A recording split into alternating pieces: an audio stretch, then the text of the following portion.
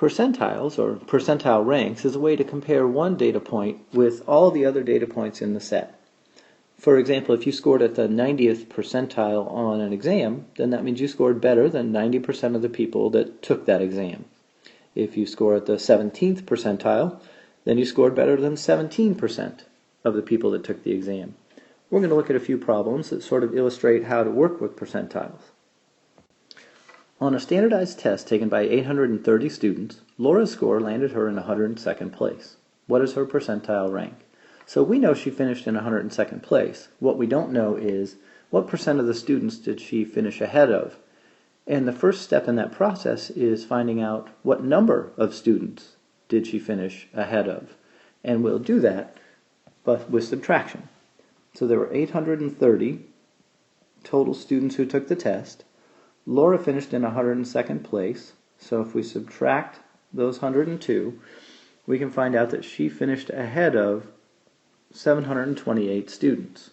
Now we need to know what percent of the total group did she finish ahead of.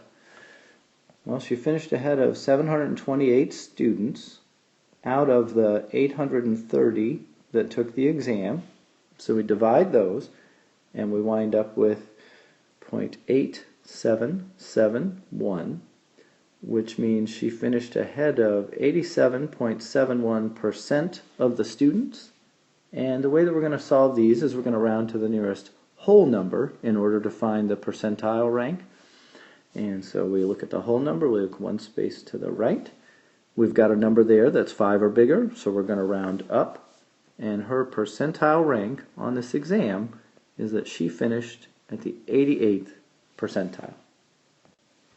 Now let's look at one where we know the percentile rank, but we don't know how many people a person may have finished ahead of. There were 420 competitive runners in a 5K race. Carla finished at the 63rd percentile. In what place did she finish? The fact that we're told that she finished in the 63rd percentile means we know she finished ahead of 63% of the runners. What we need to do is find out how many that was. So to start with, we need to find what is 63% of 420. Multiplying those gives us 264.6. We're going to work with whole numbers when we look for percentiles, so we're going to round this to the nearest whole number. So looking at the nearest whole number, looking at that place value, look one space to the right. That's 5 or bigger, so we're going to go ahead and call this number 265. So she finished ahead of 265 runners. We need to know in what place did she finish. Well, there were a total of 420 runners. Subtracting the 265 that she finished ahead of tells us that she finished in 155th place.